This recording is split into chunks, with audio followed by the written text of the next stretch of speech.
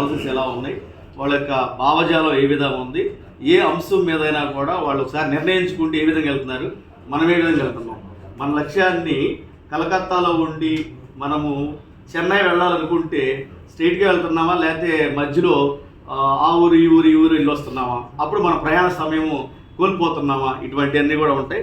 అదేవిధంగా మనకున్న చైతన్యం అనేది, ఆ చైతన్యం ఏ విధంగా ఉంది, చైతన్యం వచ్చింది, ఆ చైతన్యం ఏ విధంగా ఉంది, ఇవన్నీ కూడా మనం ఆలోచించుకోవాలి. అదేవిధంగా ఆలోచన విధానం, మనం వాడే పదజాలం, అదేవిధంగా కలుపుకుని వెళదాం, కలిసి వెళదాం అనే సందర్భంలో మనం ప్రాక్టికల్గా ఎంతవరకు వెళ్ళగలుగుతున్నాం, క్షేత్రస్థాయిలో మన పని ఎలా ఉంది.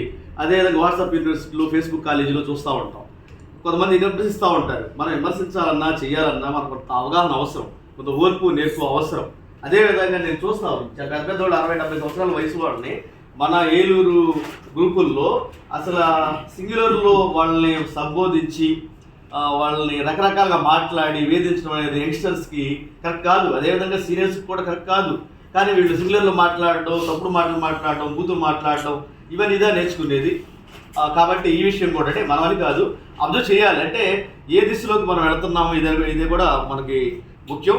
అదేవిధంగా పదాలు వాక్యాలు మాత్రం ఖచ్చితంగా వాడాలి. అదేవిధంగా మనం బహుజనవాదం, బహుజన రాజ్యాధికారం అన్నప్పుడు దళిత, గిరిజన, ఆదివాసీ అనే పదాలని మనం తక్కువగా ఉపయోగించడం బెటర్ అనిపిస్తూ ఉంది. అదేవిధంగా కొన్ని సందర్భాల్లో మన మాల మిత్రులు, మాదిగ మిత్రులు మళ్ళా బహుజనులు ఉన్నప్పుడు అది మాట్లాడుతూ ఉన్నారు. ఈ రోజున ఏదైనా సమావేశం పెడితే, బహుజన సమావేశం పెడితే ఎస్సీల్లో ఒక మాల కులమో లేదా సెకండ్ మాదిగో వస్తున్నారంటే మిగతా వాళ్ళు రాలేకపోతున్నారంటే వాళ్ళు ప్రత్యేక మనకేం చెప్పరు. వాళ్ళకు ఉండే ఆలోచన వాళ్ళకు ఉంటుంది.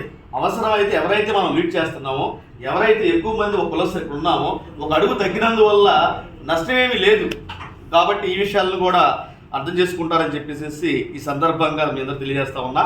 అంతర్గత ఆధిపత్యం, అంతర్గత మనవాదంలో మనం ఏ స్థాయిలో ఉన్నాం అనేది కూడా మనకు అత్యవసరంగా ఆలోచించాల్సిన అవసరం. అదేవిధంగా క్షేత్రస్థాయిలో మనం ఏ విధంగా చేస్తాం, మనకు ఆశ ఉండొచ్చు, కోరిక ఉండొచ్చు. సీఎం పదవి ఎవరైనా చేసి పెద్ద విషయం కాదు. ఇప్పుడైతే చాలా ఈజీ చేసేయచ్చు. ఒకప్పుడు సీఎం పదవి కష్టమేమో. ఆ సీఎం పదవిలోకి వెళ్ళడానికి కష్టపడాలి. అది ముఖ్యంగా ఈ రోజున మనం ఆలోచించాల్సిన అవసరం ఉంది. వ్యూహాలు, తర్వాత విధాన నిర్ణయాలు, ఇవన్నీ కూడా చాలా జాగ్రత్తగా ఆలోచించి ఉపయోగకరంగా మనం ముందుకెళ్లాల్సిన అవసరం ఉంది. ఎందుకంటే మన శక్తియుక్తులు అంతా కూడా బహుజనులు ఎక్కువ శాతం నిరుపయోగం చేసుకుంటున్నాం అని చెప్పేసి మనం గమనించాల్సిన అవసరం ఉంది. అదేవిధంగా మన బలాలు, బలహీనతలు, శక్తి సామర్థ్యాలు, ప్రతిభా పాఠవాలని మనం అభివృద్ధి చేసుకుంటూనే మన ఎవరైతే మనకు అపోజిషన్లో ఉన్నారో వాళ్ళ గురించి ఆలోచించాలి. ఇప్పుడు ఆర్ఎస్ఎస్ వాళ్ళు ఆర్ఎస్ఎస్ ప్రణాళిక ఈ 21వ శతాబ్దం కోసం అని చెప్పేసి సునీల్ అంబేద్కర్ ఎబోస్కో పబ్లిషర్స్ నుంచి పుస్తకం వచ్చింది. అప్పుడు అటువంటి కూడా చదవాలి. తర్వాత ఈ రోజున ఇంజనీర్ చెప్పండి, నేను గ్రూప్ 1 ఆఫీసర్గా ఉన్నాను. ఒక ఇంజనీరింగ్ ఎంటెక్ చేశాను కాబట్టి నేను ఇంజనీర్ అయ్యాను. ప్రభుత్వంలో ఎంపీఎస్సీ రాస్తే అయ్యారు. అదేవిధంగా డాక్టర్, ఇవన్నీ అడ్వకేట్, ఇవన్నీ కూడా క్వాలిఫికేషన్ ఉండాలి. ఏ క్వాలిఫికేషన్ లేక ఉండేది ఈ సమాజంలో ఉన్న నాయకత్వం, అదేవిధంగా రాజకీయ నాయకులు. లేకపోయినా ఎక్కడా మనకు రూల్ లేకపోయినా చదువుకోవాలని చెప్పేసి మనం కూడా కొంతవరకు రాబోయే తరాలు ఉన్నాయి. ఇప్పుడు నేను చూస్తా ఉన్నా 2004 నుంచి నేను వీటిల్లో అధికారిగా ఉండే ఎలక్షన్స్లో ఆఫీసర్గా పనిచేస్తూ ఉన్నాను. సంఘాల్లో ఉన్నాను. సంఘాలంటే నథింగ్ బట్ చిన్న చిన్న రాజకీయ పార్టీలే. మనం చూసినట్లయితే కొత్తగా చాలామంది వస్తూ ఉన్నారు. కనీసం చాలా ఎక్కువ మంది 100 మంది వస్తే 99 మంది కనీసం పుస్తకం చదవట్ల. ఇక వాళ్ళు నాయకులు వీళ్ళు ఉద్ధరిస్తారు. ఒకసారి ఆలోచించండి. ఇవన్నీ కూడా సీనియర్స్, జూనియర్స్ చెప్పాల్సిన అవసరం ఉంది.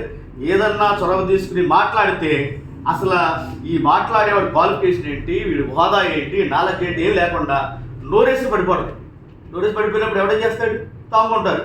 అలాగే సమాజం కూడా దెబ్బతింటా ఉంది. కాబట్టి నేను చదువుకున్న పుస్తకాలు మెయిన్గా బహుజనం నుంచి కొంత నేర్చుకున్నది ప్రతి సెలవు దినము సమాజం కోసం అని చెప్పేసి నేనైతే వర్క్ చేస్తా ఉన్నా. ఆఫీస్ ఉన్నప్పటికీ అందరినీ కలుపుని వెళుతున్నా. ఎన్ని విమర్శలు వచ్చినా, ఎన్ని అపవాదులు వచ్చినా, ఎన్ని వచ్చినా కూడా మనం నమ్ముకున్న సిద్ధాంతాన్ని కట్టుబడి మనం పనిచేసుకుంటా వెళ్ళడమే. ఇప్పుడు ప్రతి విద్యార్థి ఇంట రాజ్యాంగం ఉండాలని చెప్పేసి రాజ్యాంగ పుస్తకాలని పబ్లిష్ చేసి అది ఎంత ఖరీదైందో అంత ఖరీదుకి ఎక్కువ నష్టపోకుండా నష్టమనేది జరుగుతూ ఉంటుంది. ప్రతి ఇంటికి చేర్చాలనే ఉద్దేశంతో ముందుకు వెళ్తా ఉన్నాం. మనం ఏదో సాధించాలంటే కనీసం మనలో రాజ్యాంగం చదవము, అంబేద్కర్ జీవిత చరిత్రను చదవము తెలియదు. ఏదో 4 మాటలు అక్కడ నేర్చుకుని మాట్లాడే ఉపయోగం లేదు. ఈ సందర్భంగా ప్రతి ఒక్కరిని ఒక సోదరుడుగా నేను భావిస్తూ రాజ్యాంగం మన ఇంట్లో ఉండాలి, రాజ్యాంగం మనం చదవాలి. అదేవిధంగా రాజ్యాంగ పుస్తకాన్ని మనం 10, 20 మనం కొనుక్కుని 10 మందికి బహుమతి ఇవ్వాలి. వాట్సాప్ గ్రూప్ అన్నింటిలో కూడా నేను పెడతాం వల్ల కొంతమంది వాళ్ళని ఎలా తిట్టాలో తెలియదు, కానీ నేను ఒక గ్రూప్ వన్ కేడర్లో ఉండి ఒక ఆఫీసర్గా ఉండి నేను ఇంత సమాజానికి సేవలు అందిస్తూ ఉంటే వ్యాపారం చేస్తున్నామంట. ఆడెవడో పెడుతున్నాడు మన మాల మహానాడు దాంట్లో బెగ్గరని పెడుతున్నాడు. వాడు ఎవడంటే, నేను ప్రెస్ క్లబ్లో మీటింగ్ పెడితే ఒక 100,000 మంది వచ్చేస్తుంటే రోజుకి 20,000 రూపాయలు అక్కడ అయిపోతూ ఉంటే ఈ చెంబోడి మొండాకుడు కొంతమంది ప్రెస్ అని చెప్పేసి బయలుదేరి, నేను ఒకప్పుడు జర్నలిస్ట్, ఇప్పుడు కూడా పేపర్ ఉంది, వాడు బ్లాక్ మెయిల్ అని చేస్తే నాకు బ్లాక్ మెయిల్లో పడలేదని చెప్పేసి వాడు బెగ్గర్ అని పెట్టాడు. చూసుకోండి, నేను గ్రూప్ వన్ అధికారిగా ఉండి దట్టు ఎస్టీ అయ్యి ఉండి నా జీవితంలో ఎక్కువ భాగాన్ని బహుజన ఉద్యమాలకు ఉపయోగిస్తూ రాజ్యాంగాన్ని ప్రతి ఇంటికి చేర్చాలని ఒక లక్ష్యంతో పనిచేస్తూ ఉంటే బైలింగ్వల్ భారతదేశ చరిత్రలో మనం రాసిన పుస్తకం లాంటిది ఏ పుస్తకం రాయడం సంకలనం చేయడం, ఇంగ్లీషు తెలుగు బైలింగ్వల్, ప్రతి ఆర్టికల్ కూడా తెలుగులో ఇంగ్లీష్లో ఉంటుంది. దానికి సంబంధించి ఒక నివేదిక కూడా దాంట్లో తయారు చేయడం జరిగింది, అనేక మంది కూడా ఇవ్వడం జరిగింది. దయచేసి మీ అందరూ కూడా తలో 10 పుస్తకాలు 20 పుస్తకాలు తీసుకుని ఆ పుస్తకాలను మనం 1-2 పెట్టుకుని బహుమతిగా ఇవ్వాల్సిన అవసరం కూడా ఉంది. అదేవిధంగా ఈ తర్వాత నా పుస్తకం ఏంటంటే బహుజన కోణాన్ని దృష్టిలో పెట్టుకుని మనం @366 అని చెప్పేసి పుస్తకం కూడా రాస్తా ఉన్నాను. అదేంటంటే ప్రతిరోజు ఏదో ఒక స్పెషల్ ఉంటుంది, అది ప్రత్యక్షంగా కానీ పరోక్షంగా కానీ మన బహుజనులకు ఉపయోగపడే విధంగా పుస్తకాన్ని తీసుకోవాల్సిన అవసరం ఉంది. ఈరోజు గతి పద్మారావు గారిని పుస్తకాలు రాస్తున్నారు కాబట్టి ఈ రోజు మనకు నిలబడేది. ఆ రోజు అంబేద్కర్ గారిని మనం మా నాయకుడు అంటాం, ఆయన చేసిన పనులన్నీ చేయాలి మనం. ఆయన పుస్తకాలు రాశారు, అదేవిధంగా జర్నలిస్ట్ రాశారు, పార్టీలు పెట్టారు, అదేవిధంగా ఆయన అనేక ఉద్యోగాలు చేశారు. ఇవన్నీ ఊరికే మనం అంబేద్కర్ చెప్పుకోవడం కాదు, ఆయన ఏం చేస్తే మనం చేయాల్సిన అవసరం ఉంది. ఈ పుస్తకాలను కూడా ఎంకరేజ్ చేయాల్సిన అవసరం ఉంది. అదేవిధంగా ఆర్ఎస్ఎస్ ప్రణాళిక 21వ శతాబ్దం కోసం ఏదైతే ఉందో దానికి కౌంటర్గా రాబోయే రోజుల్లో బహుజన ప్రణాళిక ఈ శతాబ్దం నుంచి అన్ని శతాబ్దాలు మనమే చెప్పేసి ఇంకో పుస్తకం కూడా మీ ముందుకు తీసుకోవడం జరుగుతుంది. మీరు ఎవరైనా మీరు కొన్ని ఆర్టికల్స్ రాసినట్లయితే, కొన్ని చాప్టర్స్ రాస్తే ఆ దాంట్లో అది కూడా పొందుపడతామని చెప్పేసి ఈ సందర్భంగా మీ అందరికీ కూడా తెలియజేస్తా ఉన్నాను. అదేవిధంగా ఇందాక నిలదీయడం అని నిలదీయాలని చెప్పేసి అన్నగారు చెప్పారు. నిలదీసేటప్పుడు మనకు సరైన అవగాహన ఉండాలి, సరైన ఆలోచన. ఊరు ఎవరు పడితే నిలదీస్తే ఉపయోగం లేదు. నేను కొన్ని మీటింగ్లు చూసా, నేనేదో ఒక మీటింగ్లో వస్తే నన్ను ఏదో విమర్శిస్తున్నారు. నేను విమర్శలు బాధపట్ల, ఆలోచన నువ్వేంటి, అసలు నువ్వేంటి, నీ స్థాయి ఏంటి, నీ నాలెడ్జ్ ఏంటి, అది కూడా ఆలోచించకుండా ఎవడో ఒకడు ఉద్యోగులు ఎంతమంది వస్తున్నారు ఈ రోజున భయపడిపోతున్నారు, ఆఫీసర్లు ఎవరు వస్తున్నారు భయపడిపోతున్నారు. నువ్వు వచ్చి ప్రతి ఒక్కరిని కూడా ఏదో సెటైర్ వేసుకుంటా విమర్శ చేసుకుంటా ఉంటే ఎవరు వస్తారు? వచ్చే విధంగా చేయాలి. ఇది చాలా జాగ్రత్తగా. నేను ఎస్సీ ఎస్టీ అట్రాసిటీ యాక్ట్ కోసం కూడా పనిచేసినప్పుడు మందాకృష్ణ బాధ్యతతో చేస్తే నేనేదో వర్గీకరణకి సపోర్ట్ చేసినట్టుగా అంటే ఆ మాత్రం తెలియదేట్లు ఉండవా? అది నాకు సంబంధం లేని అంశం. ఎస్సీ ఎస్టీ అట్రాసిటీ యాక్ట్ని సుప్రీంకోర్టులో కొట్టివేశారు కాబట్టి ఒక ఆఫీసర్గా నేను 3 నెలలు సెలవు పెట్టి కారణమైన భాస్కర్ నన్ను ఇట్లిస్ట్లో పెట్టుకుంటే నా ఉద్యోగాన్ని కూడా త్యాగం చేయడానికి సిద్ధపడి నేను వస్తే నాలాంటి వాళ్ళని విమర్శిస్తే, వేధిస్తే, అవమానిస్తే ఎవరు వస్తారు? అందుకని ఈరోజు ఉద్యోగులు రావట్లేదు, రాకపోవడానికి కారణాలు ఉన్నాయి.